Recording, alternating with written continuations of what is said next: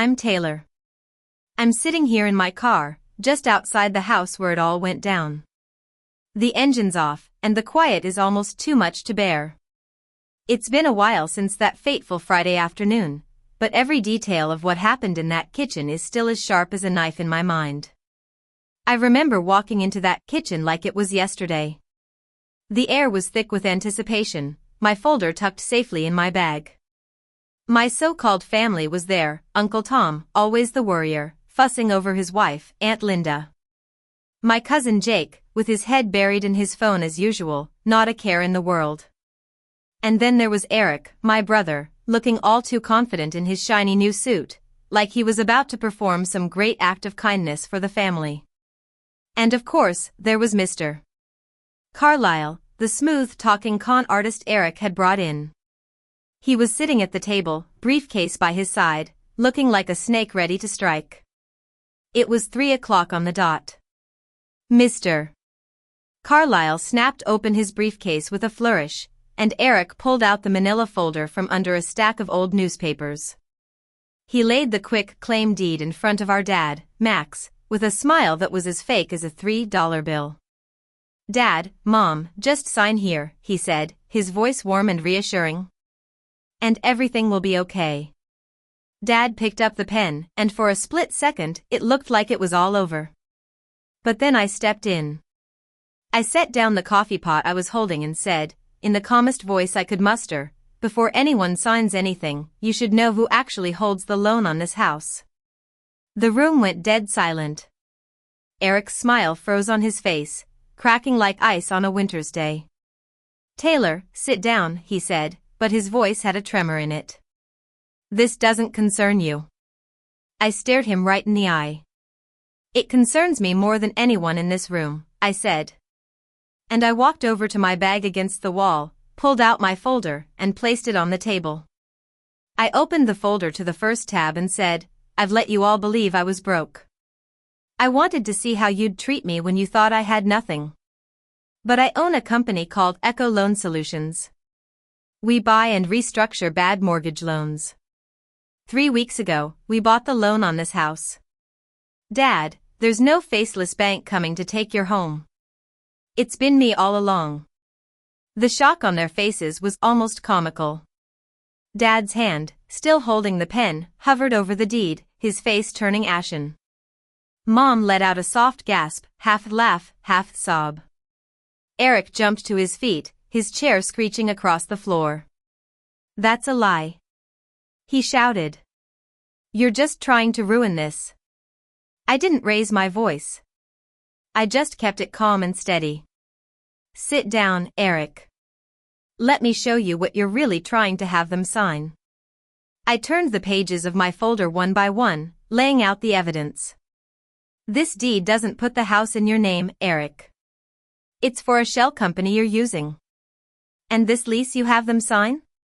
It would make them pay more to live in their own home than they ever did on the mortgage." Aunt Linda leaned in, her eyes wide with horror as she read the documents. I then laid out the file I'd built on Mr. Carlisle. This man has a history.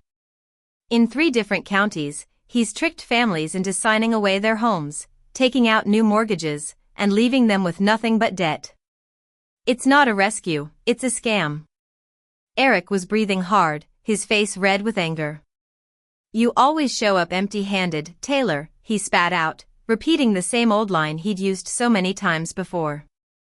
I looked at him and said, "Eric, I'm the only one at this table holding the one piece of paper your whole plan stands on.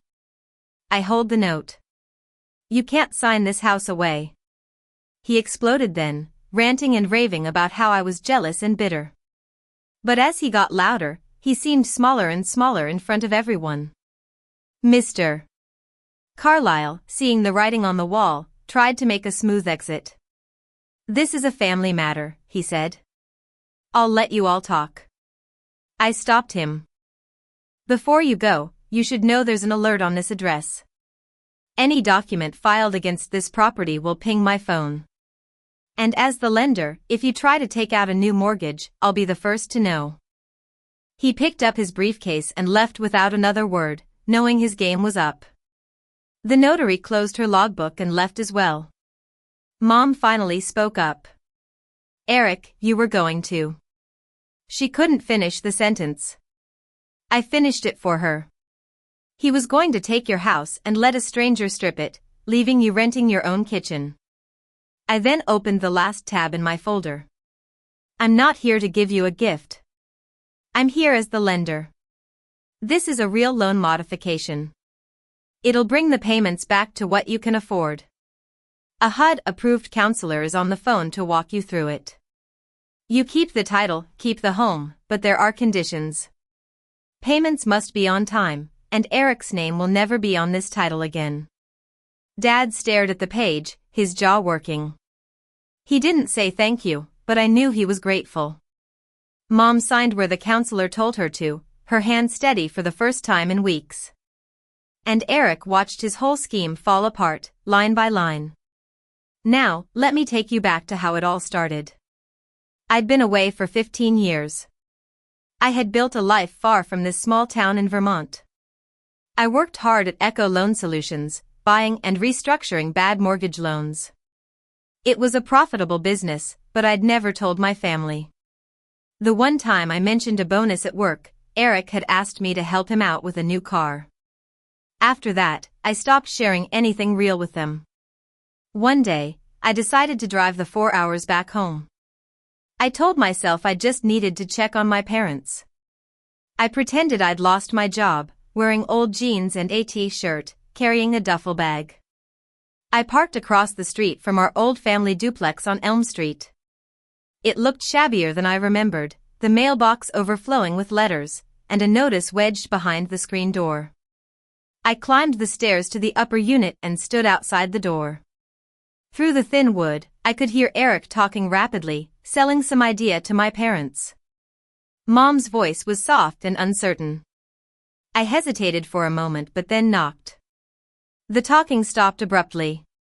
Mom opened the door. She looked at me like I was an unexpected bill. Taylor, she said, more of a statement than a question. I stepped inside. Dad was sitting at the table, reading, glasses pushed up on his forehead. Eric was standing by the counter, arms crossed, a stack of papers face down near the coffee maker. I lost my job, Mom, I said, trying to sound tired and defeated. I didn't know where else to go. The room seemed to shift. Mom's hand went to her collar. Dad didn't get up. Eric's eyes sized me up, calculating. How much do you have saved? Dad blurted out. Not much, I replied. Eric made a soft clicking sound with his teeth and slid the papers a bit further away from me. Dinner was a silent affair, full of tension. Eric talked about a big project he was working on, some development that would solve all of our problems. Dad nodded along like it was the gospel. I asked a simple question, what's going on with the house? Dad quickly said, nothing you need to worry about. We've got it handled. Eric added, it's all under control. Later that night, after dinner, Dad said, you can't stay here, Taylor. There's no room, and we can't carry dead weight right now. My heart sank, but I didn't show it. I just picked up my duffel bag and walked out. Mom followed me halfway down the stairs and pressed a sandwich wrapped in a napkin into my hands. Be careful on the road, she said, not looking me in the eye. I drove to a nearby motel. That night, sitting on the edge of the bed, I opened my laptop. I was looking through the files of a recent loan purchase when I saw it, the address of our family home on Elm Street. The lender of record? My company. I did some digging. I found out that years ago, when Eric's first business went under, Dad had refinanced the house to bail him out. The payments had piled up, and the original bank had given up and sold the loan, which eventually landed in my hands. I knew something wasn't right. Eric was hiding something in that folder, and Dad was afraid of a bank that no longer existed. I decided to stay in the area and watch. Over the next few days, I started to piece things together. I learned that Eric came by almost every day, telling my parents not to answer any letters or phone calls about the house, that he'd handle everything. Mom had stopped opening the mail because of his instructions. I drove to the county recorder's office. A kind-looking clerk told me there was no recent activity on the property's records, but I could register for an alert any time a document was filed. I registered the address under my name, feeling a bit better and a bit more worried at the same time. On my way back, I saw Eric's expensive new truck in the driveway. A man who claimed to be struggling financially shouldn't be driving such a vehicle. I parked at the end of the block and watched him carry that folder into the house. I knew then that whatever was in there was the key to this whole mess. A few days later, I got my chance to see what was going on. I'd gone out for milk and came back quietly. Eric was at the kitchen table with my parents, pitching his plan. Just put the house in my name, temporarily. The bank can't touch what's mine. You'll stay right here, and nothing will change. I listened in horror. He was trying to pull off the oldest scam in the book, getting scared homeowners to sign over their deeds, promising them they could stay, and then doing who knows what with the property. The next day, Eric introduced Mr. Carlyle as a friend and an investor. Mr. Carlyle sat at the table, talking about how the banks were sharks and how the government wouldn't help. He told my parents, "Don't call the lender. Don't answer their letters. Let Eric and me handle everything." I knew then that it was a scam. I wanted to shout out the truth right there, but I've learned the hard way that you can't stop a scam by just talking. You need evidence. I stayed quiet and gathered information. I spent a night at the motel, running Mr. Carlyle's name through the county systems in neighboring counties. I found a pattern of similar scams, homeowners in trouble signing quick claim deeds for $1, followed by new mortgages taken out at full value, and the original owners left with nothing. A few days later, Mom called me at the motel. "Come for breakfast," she said. When I got there, I saw the manila folder under a stack of newspapers. I lifted the papers and saw the quick claim deed, already filled out, transferring the house to a shell company Eric had set up. There was also a lease agreement with exorbitant rent, and a note about a mobile notary booked for the coming Sunday. I put everything back exactly as I found it. I knew I had them. I knew the date, the time, and the players involved. But then, 2 days before the scheduled signing, Mom called me in a panic. Eric had moved the signing up to Friday afternoon. He claimed there was no time to wait, that I was filling Mom's head with false ideas. I took a deep breath. I knew my file was ready. I had the loan modification, the payment history, the evidence on Mr. Carlyle, and the HUD-approved counselor on standby. I prepared myself for the showdown. And that brings me back to that Friday afternoon, when I walked into the kitchen and revealed the truth. It's been a while since then. Eric stopped coming around. Dad never said sorry, but he fixed up my old room. Mom told me she should have stood up for me that night I was asked to leave. I've set my own terms. I'll help with the house because I'm the lender, and I believe in keeping families in their homes.